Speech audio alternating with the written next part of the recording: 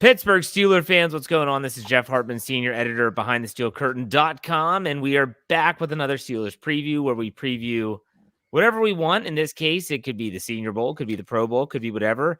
Dave Schofield will be joining us shortly, but in the meantime, it's just myself and Bryan Anthony Davis. What's up, Bad? How are you? Hey, I'm so glad to be here. Happy February. It is February 3rd, the day the music died. And so if you remember that great snippet, one of my favorite all-time songs is American Pie. Don McLean. You got it. Love Not my favorite Don McLean. I like Starry, Starry Night. That's a great song about Vincent Van Gogh. He did a good job with that one, too. I used to sing that song to my kids, that and Piano Man, trying to get them to go to sleep because it was long enough. But I changed Whiskey and Rye to Sunny Delight, and they kind of like that. All right, let's get this show on the road. Steelers news. I think I want to start off with the offensive line. C-Mel, excuse me, he was going to get that internal promotion. Everyone was expecting Chris Morgan to be promoted and take place of Adrian Clem. Well, for a lot of reasons, that's what the Steelers tend to do. That's also when, he comes in and takes over. Najee Harris rushes for 180 plus yards. The running game looked better, and he's now a part of the Chicago Bears organization, and the Steelers have no offensive line coach. Bryan, how do you think this is going to play out? It's interesting because they can't really hire from within. They can't move the assistant up because he was the assistant. So, yeah, it's going to play out interesting. Now, a lot of people, and we talked about this, and something that you will hear when we go ahead and have Here We Go, the Steelers Offseason show with Kevin Smith. I asked him, what do you think on this? Was this because Mike Munchak's available and he felt like there was writing on the wall that maybe he should take off? Maybe they didn't give him a commitment. There's so many things, but the questions are, do the Steelers want Mike Munchak back because of the scheme that they have? Does Mike Munchak actually want to come back? He may have left for a reason. So there's so many things to look at here, but they're going to bring somebody in, and if they're smart, they're going to bring in the right guy that fits the system so that they can have the success. I keep on going back to one of the greatest articles I've read in a long time. I love Jeffrey Benedict's, and he also did it on From the Cutting Room Floor, talking about, have the Buffalo Bills fired Matt Canada yet? Because they ran the same system. And somebody on our Slack channel made the comment during the San Francisco 49ers game against the Los Angeles Rams in the NFC Championship game. They mentioned that this is exactly what the Steelers wanted to run. This is the kind of offense that they wanted to run. So they're probably going to bring in the line coach that is going to make that work the most. I have my doubts. And I have my doubts because if it was a new coordinator, I'd say, well, you got to give this guy a chance to get his guy. I want to know, and we'll never know this, but I want to know, was Adrian Clem Tomlin's guy, or was Adrian Clem's Matt Canada's guy? If Adrian Clem, let me say that correctly, was Matt Canada's guy, then I have serious doubts about him hiring the guy that you just described. But if it was a Mike Tomlin hire, Matt Canada's like, I'd like to go in a different direction, then maybe there's hope. But I agree with you 100%. Mike Munchak might look at the Steelers and say, I want nothing to do with that. I'd rather stay in Denver, in Colorado, wherever his family is, because that's why he went there in the first place. And he might want to stay there. Everyone's assuming Munchak's just clamoring to come back to Pittsburgh. I'm not sure if that's the case. So will be interesting to see. I think that, in the coming weeks, maybe, hopefully, we'll get some Steeler hires, whether it's defensive coordinator. You're talking about a linebackers coach that needs to be replaced because Keith Butler also coached the outside linebackers. Do they replace Terrell Austin's role if he is promoted to defensive coordinator? They have no offensive line coaches. It's going to be interesting how this pans out. I want to ask you one more question, though, and this goes back to Art Rooney II's comments, which were that's kind of old news, but still, what do you think about the Steelers in the GM situation? Colbert staying on as expected. His contract goes through the draft. After that, though, that's when they're talking, and they, meaning Art Rooney II, is talking about that's when they're going to replace the GM is going to be after the draft. They're not going to have anyone in place prior to. Do you think that's kind of backwards, Bryan? It's definitely not conventional. We'll put it that way. Yeah, the reason it could be very unconventional and it could be a mistake, but I really think deep down what they're going to do is they are going to keep Omar Khan and Brandon Hunt both. They're going to be tag teaming it.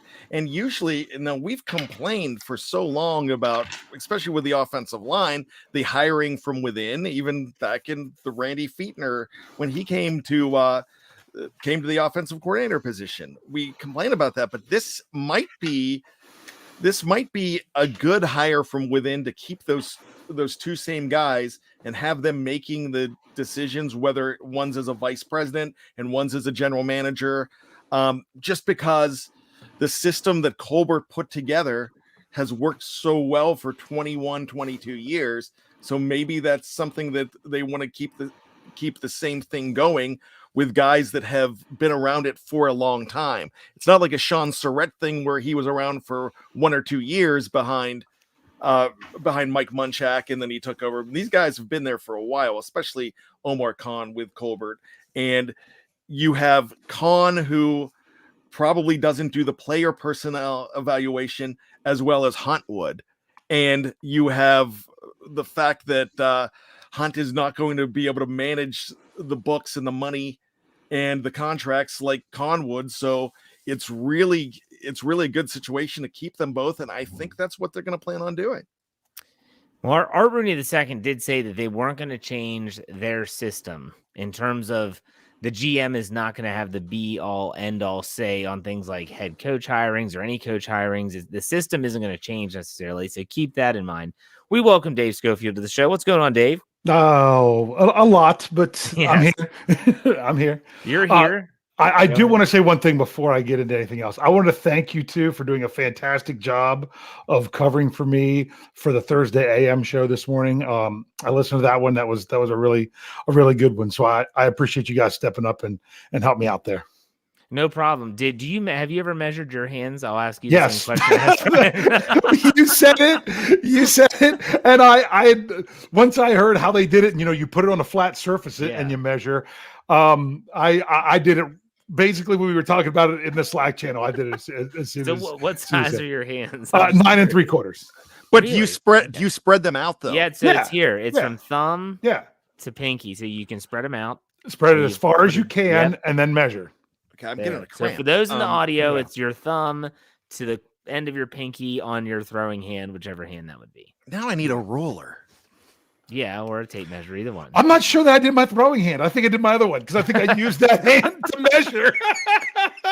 Didn't even think about it. For those that are wondering why are they talking about hand size, you have to go back to Let's Ride, the special episode when we filled in for Dave Thursday morning on our audio side. And as Brian chimed in the second half, that's the first thing I asked him. It kind of caught him by surprise, you could tell. It made it funny. But I want to get back to the topic, and that is the GM. Dave, what are your thoughts on the process the Steelers are about to embark on where they're not going to have someone like in waiting? I always thought that, hey, if they're going to do the Khan and Hunt duo, GM roles, whatever, I felt like that would be announced and they would say, this is what's going to happen. And Colbert's going to stay on, even if he stays on after in that Ozzie Newsome advisory role, like the Baltimore Ravens did with DaCosta after he was done. What are your thoughts on how they're doing things? It's really difficult because, I know, I just so you guys know, I was listening to the whole show. I was listening before I got here. So I still have some things to talk about with the offensive line coach, of course. Mm-hmm. But with this, it seems like it would make sense for them to kind of take the two roles that Colbert had and split them and have it be those two guys if that's who they want. But they kind of went out of their way to say that they weren't going to do that. But just because they said they weren't doesn't mean that they won't. They've got to interview people before an external candidate or two before they could do the job. Otherwise, if they don't at least do those interviews and then they kind of have it set up, hey, that these guys are going to stay on and they're going to move up into the roles afterwards. If they do that before they do other interviews, then you're dealing with a bad situation like the NFL's already dealing with a lawsuit. And so they're not going to do it that way. So I could see why they're saying, hey, we're going to do all our interviews now and then go for it. And then we're not going to make the announcement until that person's going to step in. But I would not be shocked if it's one or both of those guys doing things differently, that they kind of have an idea that that's what's going to happen as they move on. Yeah, I'm just a little distracted. People are measuring their hands and putting their hand measurements in the live chat right now. And I texted my daughter, and she can't find the tape measure or a roller. So I'm like looking around my office. And like, come on, it's gonna be here somewhere. Go get your tools and get the tape measure out and put it flat. And wow, mine was 9 inches. Mine might be, do it right now. Mine might be 10 because when I'm comparing my left to my right's definitely more. So Bryan has gone to check his hand size. So it'll give Dave a chance to chime in on the offensive line coach situation. Yeah. So go ahead and talk about that. I was going to say is remember that, Adrian Clem was the assistant offensive line coach before Matt Canada was the offensive coordinator. And yes, he was the quarterback's coach, but there's no way they really did. Do you think they really did Randy that long that they said, okay, you're going to be the coordinator for one more year, but here's the guy as a quarterback coach that's really going to be the coordinator after you. And he picked Clem. I don't think that happened. No. But notice that the Steelers they didn't give it to Clem right away. We kept saying, what are they waiting for? What are they waiting for? And they kept doing more offensive line coach interviews. And then finally they went with Clem, and we're like, really? You're going to do all that and just settle on the guy you had anyway? But they kind of did the same thing with Canada too. Maybe Canada wasn't sold on Clem being the guy to do it, but they really didn't have any other options that late in the game because they were really late, in my opinion, when it came to the offensive line coach. But right now, I feel like they're really late that they're not moving on this now. So it's interesting. It's all speculation. Yeah, Bryan's back with the tape measure. While Bryan measures his hand, 7 1/4. It has to be flat. It has to be flat on the table. You can't hold it up in the air. So while we're getting ready for Bryan's measurement here as the Senior Bowl, with the Senior Bowl and the Shrine Game is actually going on right now as we speak. This is a big weekend. This is kind of the weekend that kicks off the NFL draft craziness. You think about it, and so. I wanted to talk about hand size a little bit. I spoke about this on my Wednesday Let's Ride podcast, kind of sounded off about it. When it comes to, what is it, Bryan? What's the number? 8 5/8. All right. You have small hands in comparison to most quarterbacks. It's okay. You know what they say, the sandwich looks bigger. Heard of it. Hey, you know what they say about people with small hands, right? They wear small gloves. They wear small gloves. That's right. Oh, that was what you were going to say? That's what you were going to say.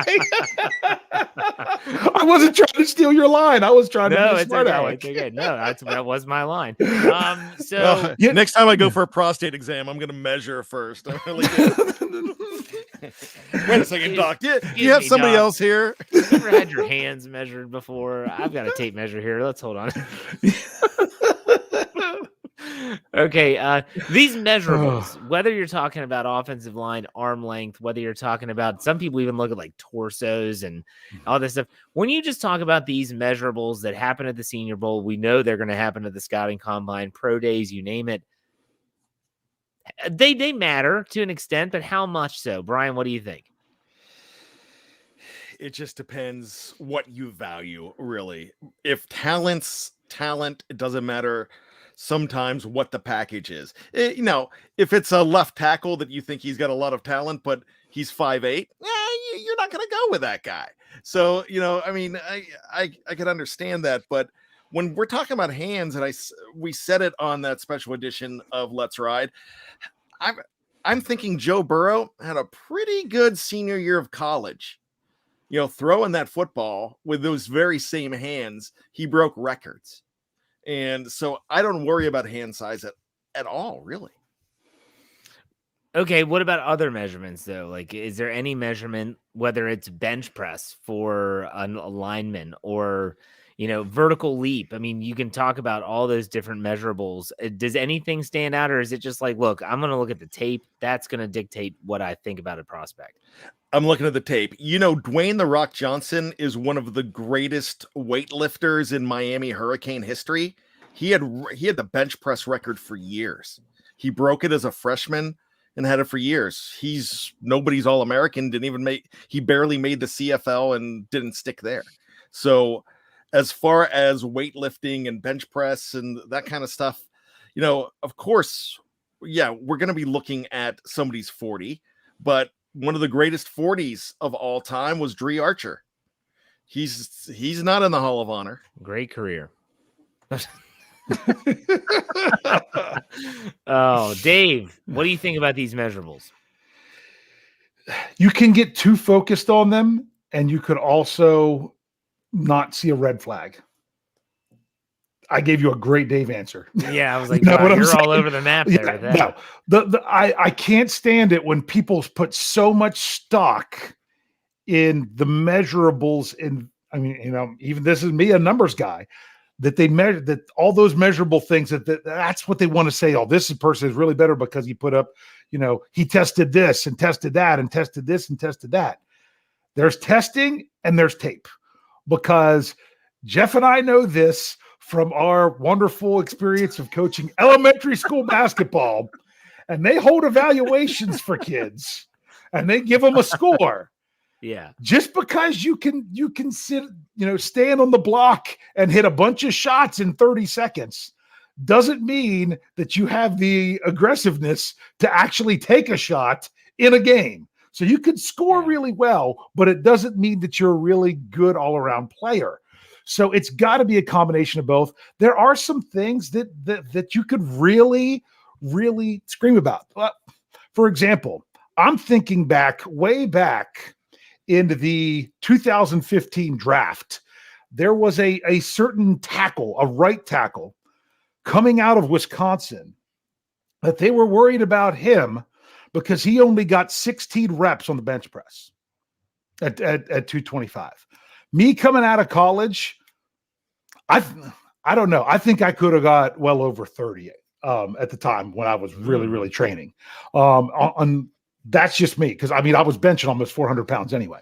So maybe that was, I don't want another kick her around the world thing. I can't. I'm not even allowed to bench press anymore. I'm not even allowed to bench press because of my shoulders. I already got it reserved.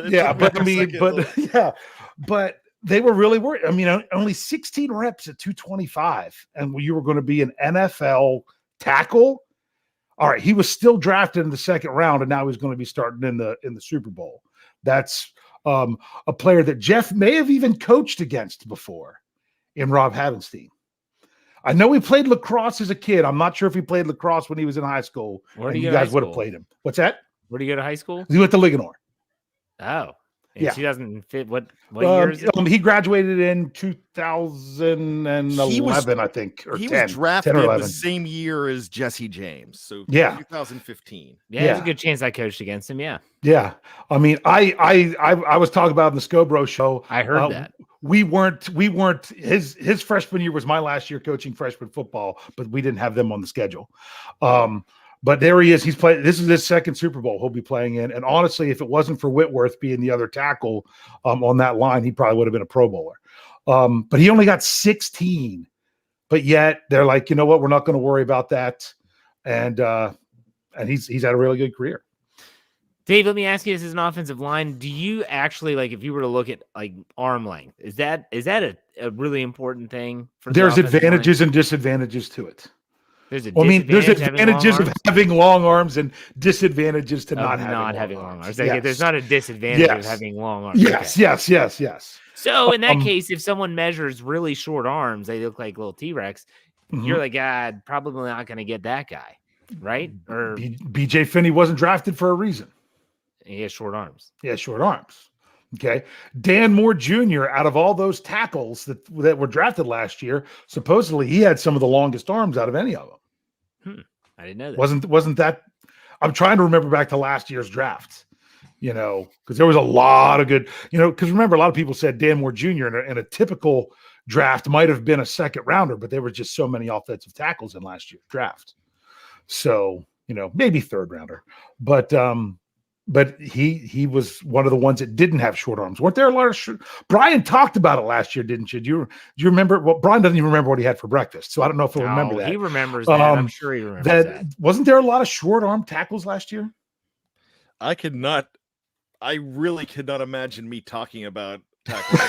I mean, you can tell us where you were in 1987 when Rod Woodson was drafted, and yet you don't know the short arm tackles. What the hell's going on? That just doesn't seem like something I mean, like if you want how many hairs in John Oates' mustache, I could probably tell you that. Yeah, but like ours, yeah, I don't know. Yeah, John Oates, not Bryan. Yeah, I mean, I have really long arms for my height. When I went to a combine my junior year of high school, and they measured my height at 6'5" and my wingspan at 6'10". So I had long arms. And it's funny because I said I thought I could have done more in the bench press.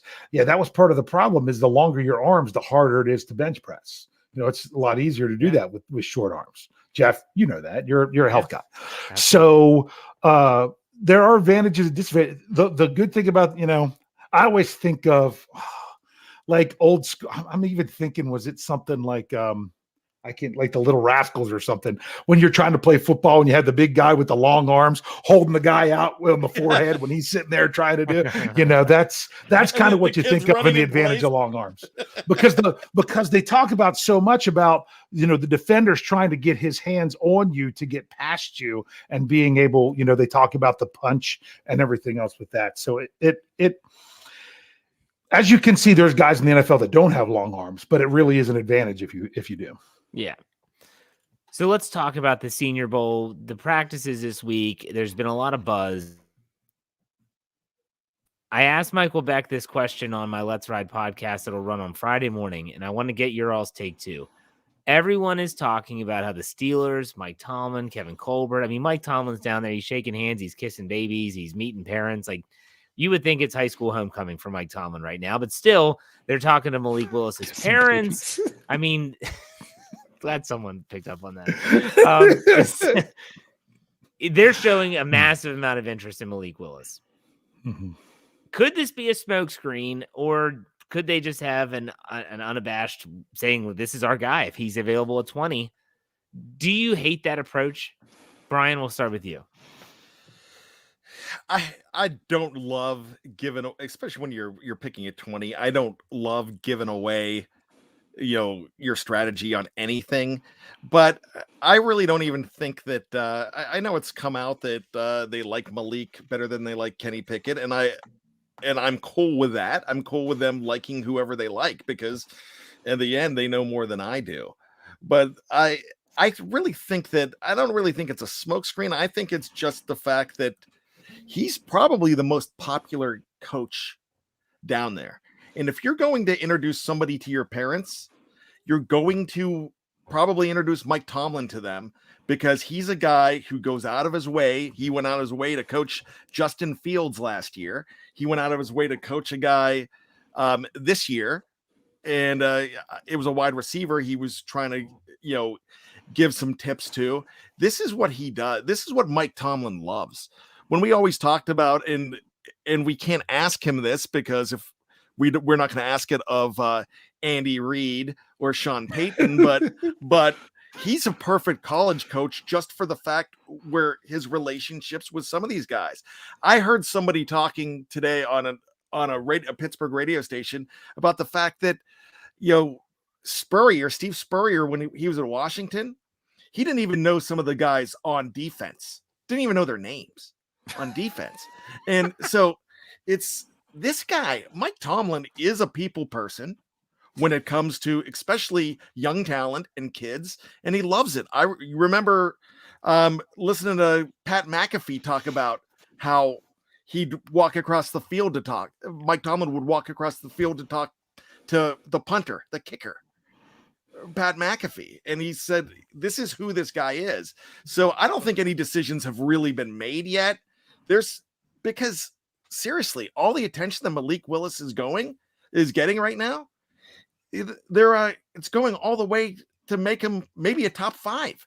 Trey Lance, your boy from last year that you loved so much, he was like, they were talking 20, 18, 15, then 12 to the 49ers, then next thing you know, 5. Or 3. They were so excited about this guy because some guys get press more than others. And if I'm there and I'm in that situation, I'm introducing my parents to Mike Tomlin and anybody that'll talk to him. And you know what? Mike Tomlin's going to win the room. He's going to go in. He's going to be very, very cordial to him. He's going to be a great guy. And they're going to feel great about Mike Tomlin. They're probably hoping he goes to the Steelers. Yeah. Dave, what are your thoughts on that approach to the NFL draft in terms of just, hey, open book, this is who we like? Well, Bryan said a lot of good things there.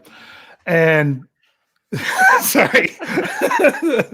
Yeah, that the thing I liked the most was where he said that just because Mike Tomlin talks a lot to someone doesn't mean that he was the one seeking them out. They could have just as easily been seeking him out. And something you have to remember with Coach Tomlin, even if they don't draft a guy, he's getting these connections and these feelings for players. And it's funny, they're like, oh, Malik Willis, he's been hanging out with a lot of players and doing a lot of things. And he does that because even if they don't draft him, they feel more comfortable acquiring them via free agency, via trade. I mean, my goodness, look at Minkah Fitzpatrick. They knew there was no way they were going to get to draft Minkah Fitzpatrick in that draft. But yet they were paying attention and spending time with him. And next thing you know, they had someone that they really would like to trade for when he was available because they'd built that relationship. He builds relationships with players that even if they end up playing for another team, it doesn't his database has to be enormous because even if they end up with another team, then when they become a free agent, he's still going to go back to that time that I got to know them, got to know him at the Senior Bowl, got to know, he talks about Najee, got to know him at mobile and things like that. That's what he does. He builds those relationships. I wouldn't read too much into it. When it comes to tipping your hand, the Steelers have always tipped their hands. You knew the guys that they wanted. You knew when they wanted one of the Devons. You knew when they wanted Najee Harris last year. You knew lots of them before. Marquise Pouncey was, a lot of those things that they knew they wanted. TJ Watt wasn't a big surprise. Artie Burns wasn't a big surprise, really, whenever William Jackson III was already gone. That people were like, well, they spent a lot of time with Artie Burns. Is that going to be the pick? And that's what happened. That's kind of what they do. I don't know that that's the best thing to do when it comes to a quarterback. It could even be that maybe the Steelers, it is a bit of a smokescreen, and maybe they're even helping the guy out because if Coach Tomlin's interested in him and the Steelers are interested in him, now all these people might be looking a little bit more and he's going to move up the draft boards. We'll see. I love the speculation though, but I also don't think the Steelers, now it wasn't Mike Tomlin, really tipped their hands off about Ben Roethlisberger too much. Until that happened. It's doing it with a quarterback is a little bit risky. Well, let me ask you this, Bryan. If pick 20 is Malik Willis, are you happy? Are you kind of dejected? What's your thought and feeling if that were to take place? It just depends who else is on the board. If and I don't expect this man to be on the board, but if Tyler Linderbaum is there, I'm going Tyler Linderbaum. But I don't even know if the Steelers want a center.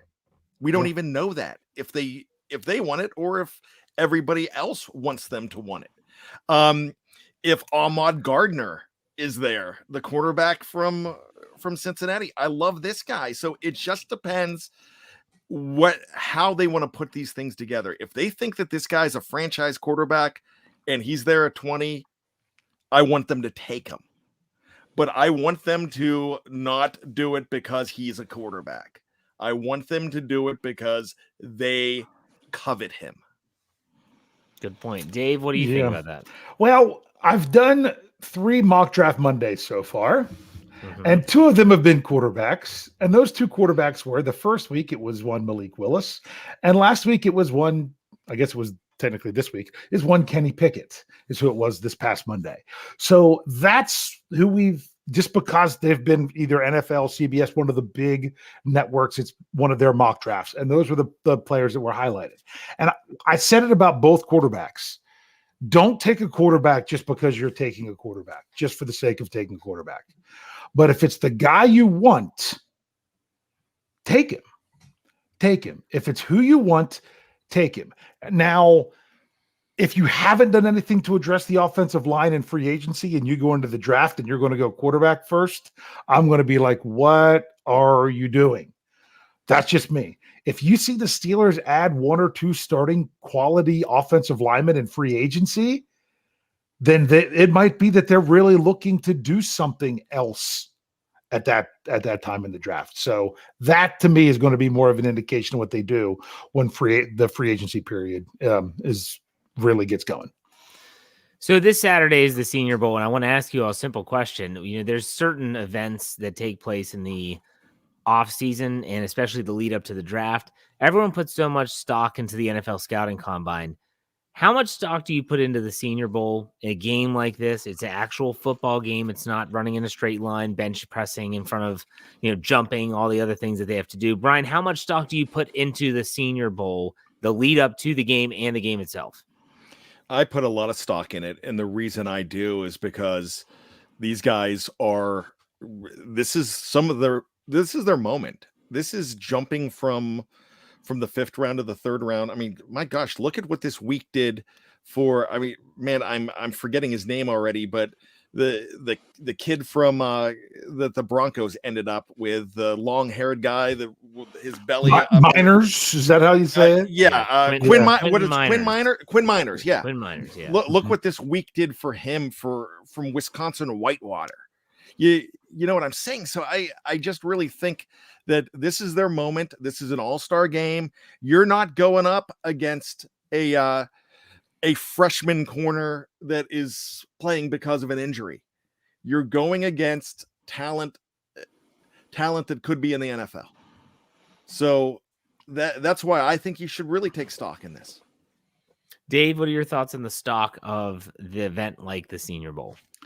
I'm agreeing with Bryan. I think it's starting to really show that especially last year when there was no combine is when it really started to show. And they're like, maybe we can get a lot more from the Senior Bowl. Now, does everyone participate? No. Do I think it helps these players? Absolutely. Do I think it could hurt these players? Absolutely.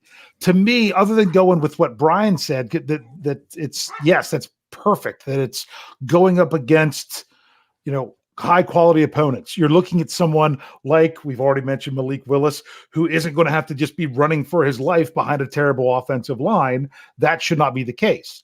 He should have a quality offensive line, but he should also have even better pass rushers coming at him too. To me, I think a lot of what coaches are seeing now, like a day like today, is how coachable they are coming into a new situation. That a lot of these players, are 3 and 4 years, or even 5, that they've been in a system if they haven't transferred, and they're kind of comfortable with how, taking that much time to know how to get to do certain things. How are they now on the fly that they're just kind of all coming together and being coached up and in whatever system they're running and how they go out there to do it? You could look at a player's coachability pretty good in days like today. Something to keep in mind for fans out there that want to look at something like the draft order and teams that could potentially be in the market for a quarterback that are drafting before 20. And there are a lot of them. Keep in mind the date of April. And we're back. April 28th, 2022 is the round 1 of the NFL draft.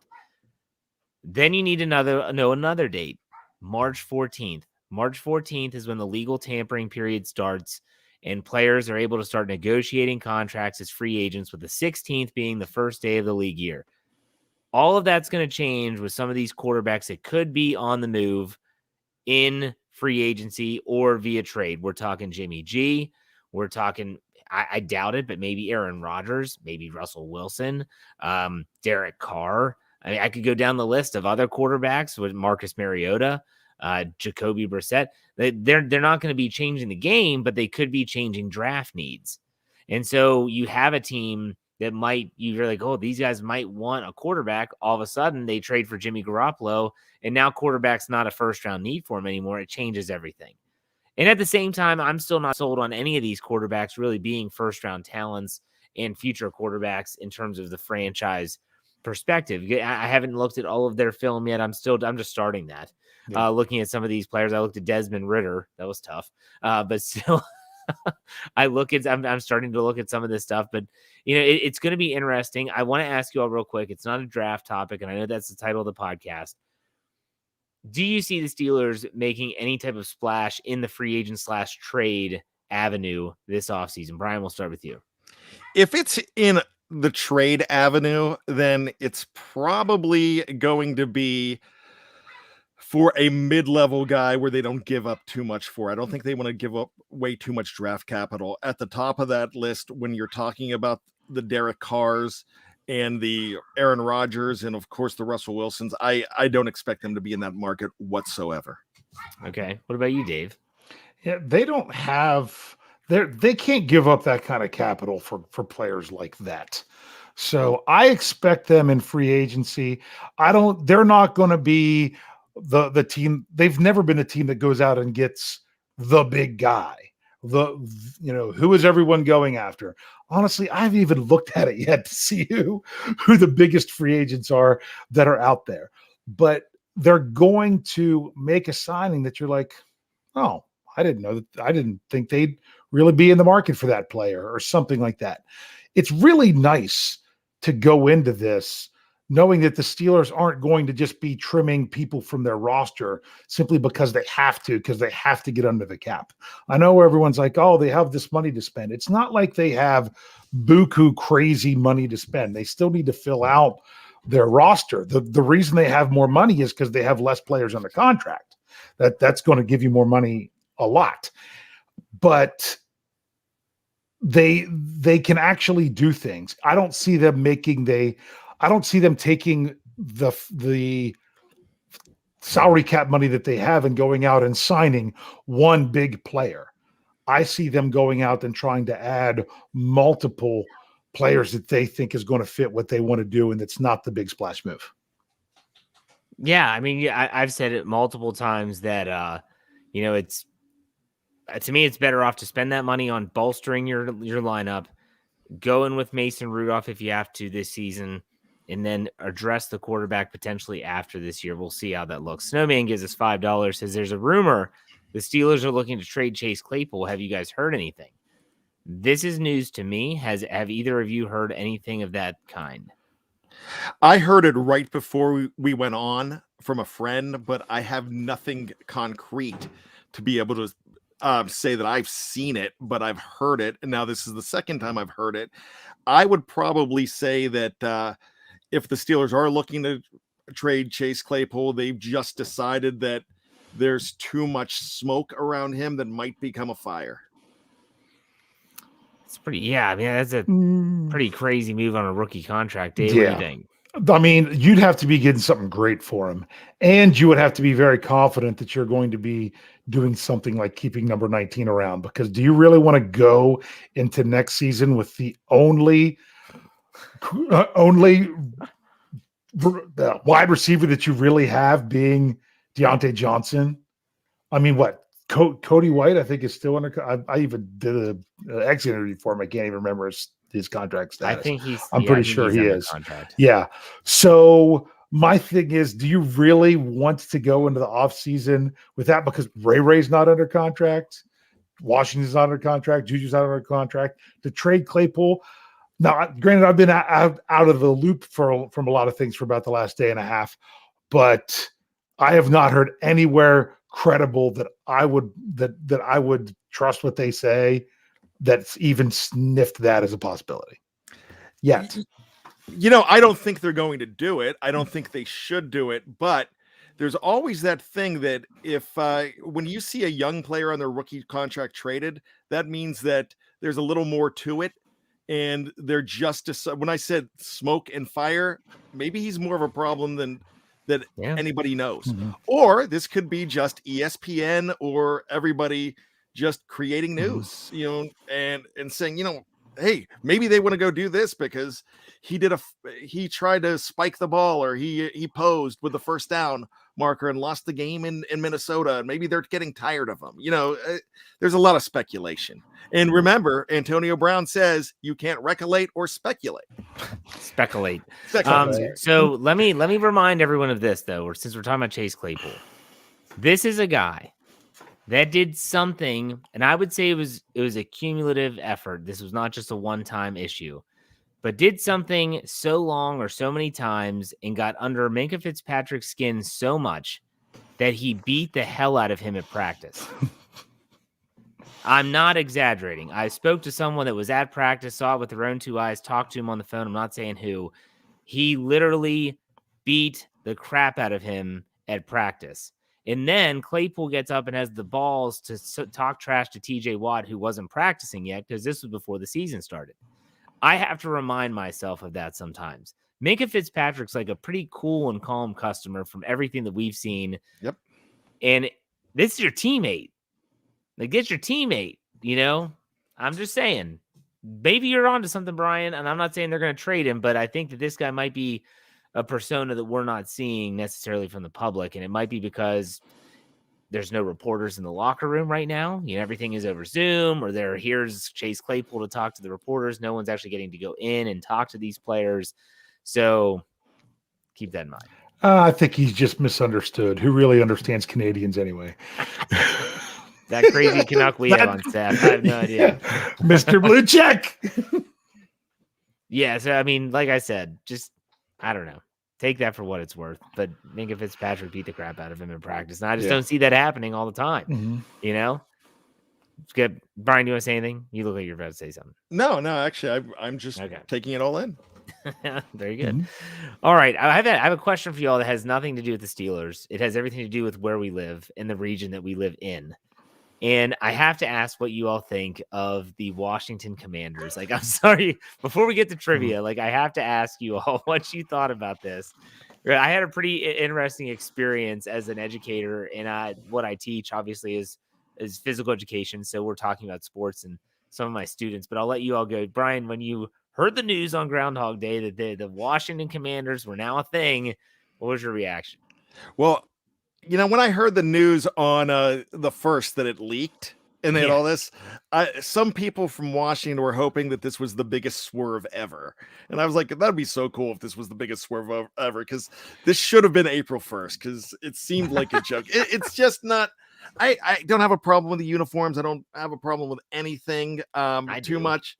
It's, you know, I really don't. It's just the fact that it's just so.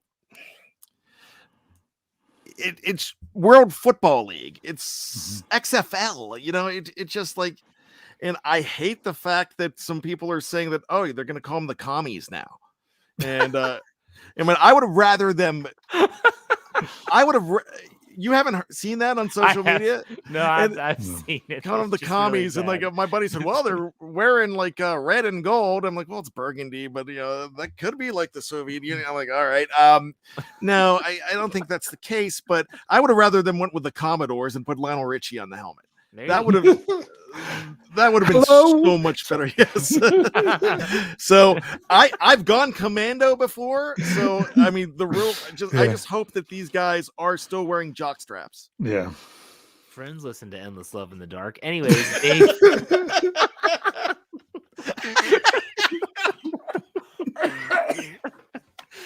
Dave. My brother actually whispered that to me at his wedding during the ceremony.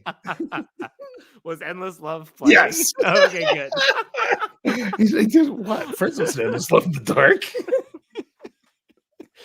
Anyways, back to the commies. What did you think about the commies uniforms? I'm sorry, I can't stop saying that now. I almost said the Commodore. Uniforms. I'm not worried about the uniforms. Honestly, I think it's a downgrade from football team. Yeah. I would have rather stuck with the football team. Yeah, I know.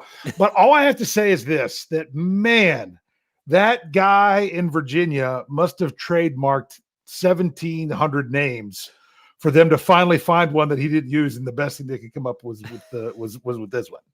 So, because in case people don't realize, that's what happened. Why they didn't have a name for 2 years is that someone went out, heard they were going to have to switch their name, and went out and trademarked all these different things, so they would have to pay him for it. Anything that it could have been. So they had to really think outside the box. So that was a Wang move. Now you're the commander. No, that's a genius move is what that is. It's a Wang genius move. But all these people are like, oh, it should have been this. It should have been that. Yeah. Trademarked already. And they weren't going to reward the guy. They were mad at him. So I thought the name Renegades would have been a good one. The Renegades. Oh, the Steelers would have. Yeah, I get it. Still would have been gold. It still would have been better. And I just and thought then people would have compared him to the XFL. And yeah, you know what I mean? Here comes, they show the cars that are driving out of the parking garage and they're going out to hand out free merch. It's like nothing screams desperate more than you giving away free stuff. Anyways. Tell you what, though, I saw the report that there was a lot of, they ended up, because it's new. Yeah. They're really up there in the sales right now. Well, but if you're going to go with the Commanders or whatever their name is, how do you not have a C on your helmet? Like they kept the W. I don't understand that at all. And then the black helmet, it's on the front of their helmet. It's on the crown. It's really weird. What's so funny? I got to some of the ones they're put in there. I got to bring up Kathy. The great Kathy Ford, the Washington Wangs. I don't think that was trademark. They could have done it. They could have gone with the Wangs. They could have kept the W on the helmet too for the Wangs. Like everyone thought they were going to be the Warriors, but that was one that was definitely trademarked, and it was just, I don't know. Yeah, the Red Tails, all kinds of different things they thought they were going to do. So, anyways, let's go to some trivia. Do you have one, Dave? I do. It's really simple. All right. Or very, very quick. I'm not saying it's an easy question though. So the Pittsburgh Steelers this season finished with 55 sacks. On the year, that is one away from the single season record of 56 that they had in both 2020 and 2017. Since the NFL went to 16 games in 1978, what year did the Steelers have the least number of sacks and how many did they have? And I will tell you right now, the answer is not 1982. Where they because when it was strike shortened, or 1987 when they played one less game. Sorry, I'm going to say 1986. It was an awful year. That's what I was going to say too. 86? You didn't know. You didn't even know. I don't know. What is it? 1986. They actually had 43 sacks in 1986. Oh, wow. Okay, I'll go with 89. 89 was actually, that was, if you throw out if you throw out 87 and 82, 89 was the third least with 31. Oh, wow. But there was a year that they only had 19 and a year that they only had 18. Wow. They had 19 sacks in 1988. Oh, bad year. Yeah. And they only had 18 sacks in 1980. Wow. Yes. That one was surprising to me, was the 1980. That's why I had to ask. I mean, they had 49 in 1979, and they only had 18 in 1980. Wow. I wonder what the drop-off was from. Well, they went from 12-4 to 9-7. Well, yeah. I mean, they won Super Bowl. Yeah, but that's a precipitous drop-off. Hangover. Yeah. 30. They lost 31 sacks from one to the next. So that one, I thought that was kind of crazy. So, all right. That's a good one. That was it for me. All right, Brian, get your cards out. All right. Born in Texas, attended high school in Louisiana, played college football in California. From Louisiana, played college football in California. No clue. Next hint. Lynn Swan. Started all 16 games for the 2003 Steelers. Yeah, that was nowhere close. All 16 games, 2003. Someone that went to school in California and started 16 games in 2003. There's a lot of schools in California. Yes, there are. Yeah. I'm going to say next hint. 2003. Oh, let's see. Started 16 games. Let's go with. Yeah, I got nothing. Went 11 of 13 passing in a September 2002 win over Cleveland, his first NFL win as a starter. So Started 16 games in 2003. That would have to be Tommy Gunn. Maddox. Tommy Yeah. Maddox. Where did he go to school? UCLA. Ah, I didn't Number know one that. pick out of UCLA. That's right. He went to Denver, right? Yes. That's what I thought. And they actually, in 1992, they actually did a platoon with, I believe his name was Sean Moore out of Virginia.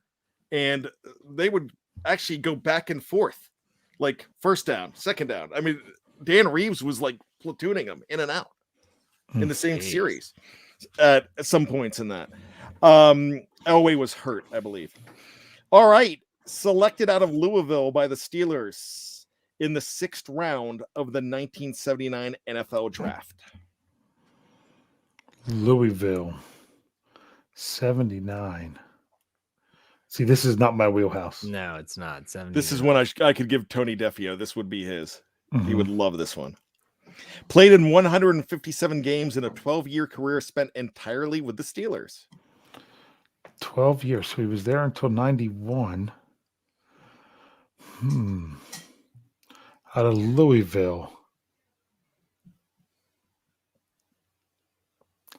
I don't know. Retired with 37 interceptions, the 3rd most in franchise history. Everyone I'm thinking of wouldn't have been drafted in 79. They're all older or younger, I should say. Yeah, that's what I'm struggling with too. All right, I think I should know this one, but I don't. I'm sorry. I think you get it here. Earned his law degree while going to night school and playing for the Steelers from 1984 to 1988. Nope. That was like the hardest question of them all. Let's go to number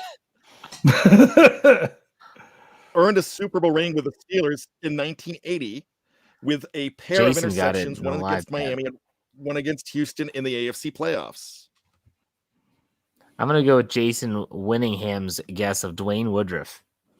It is number 49, Dwayne Woodruff. Thank you, Jason. Good job. He was 79? Yeah, he was a rookie in 79. I did not realize. I didn't realize that he was. I was thinking he was drafted in the 80s. I don't know why. Yeah, I have to give a shout out to Dwayne Williams, who probably he guessed the greatest Louisville draft pick ever by the Steelers, Mr. Colin Holba. 6th round.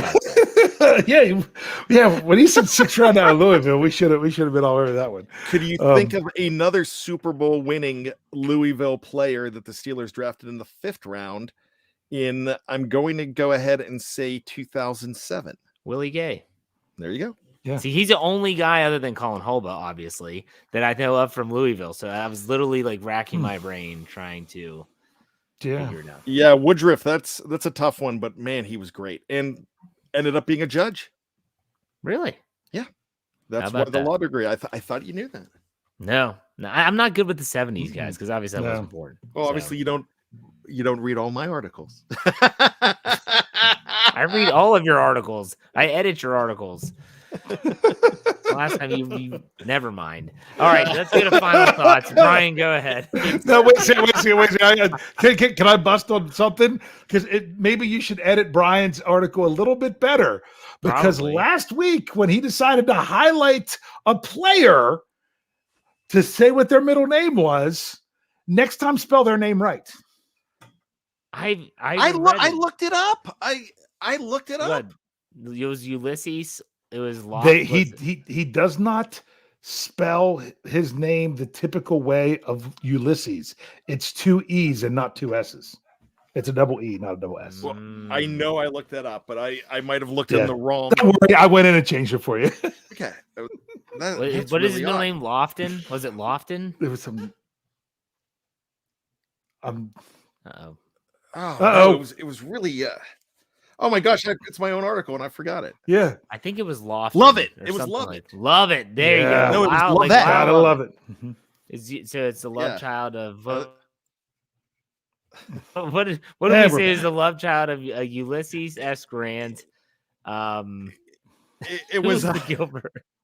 It was Melissa Gilbert or Marcus Gilbert. It was we you know what, guys? And then throw Lyle Lovett in there for the middle. Jeff, name. I'm kind of upset here because for some reason I decided I'm like, was there anyone else that the Steelers drafted out of Louisville?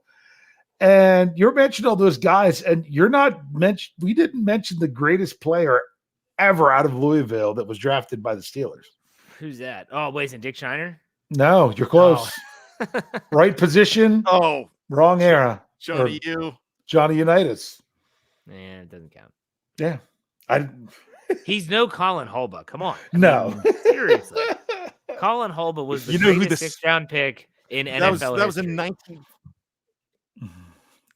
That was in 1955, that draft. And in 1951, when he was a high school quarterback, do you know who the second best high school quarterback in Western Pennsylvania and the region was? Dick Shiner. Daniel Michael Rooney. Oh, okay. All right. I was close. There's a little something. All right, my final thoughts are this.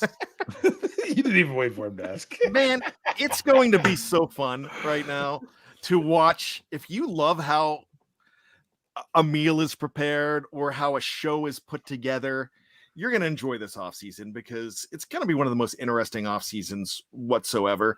And you're going to love it for the Steelers' sake. So definitely stick around here and check it out. But I do have to issue an apology. But I can't go too far with an apology because I had a bad show tonight. In fact, I tanked. So Jeff, Dave, you owe me $100,000. Great. Okay. All right. Good one. Dave, final thoughts. See, I actually was going to wait for you to actually ask for it. Final thoughts are, I really thank you guys for allowing me to come on here tonight. I'm sorry I was a little bit late to everyone. Thank you once again for filling in for me. It's been a rough little bit. Some people who reached out to me on Twitter to offer their condolences. My father-in-law passed away yesterday. So, my wife was dealing with some arrangements, but before I could get down here and kids and everything, I might be sparse around here for the next week because I'm going to be kind of doing the quote unquote single dad thing as my wife's going to be spending some time away with her family. But, thank you all so much for, everyone listening, just for being that Steelers family, and that it's so great that sometimes when things are happening in your life and things are different and that we can still come together and enjoy each other's company, both the two of you and everyone else that likes chiming in with the live chat. You guys really all do feel like this is our big Steelers family. And I just want you all to know how much I really appreciate you all. Well said. Thoughts and prayers go out to you and yours for sure. But why don't you send us out? Hey. There you go. We'll see you next week for another Steelers preview. Enjoy the Pro Bowl. See ya.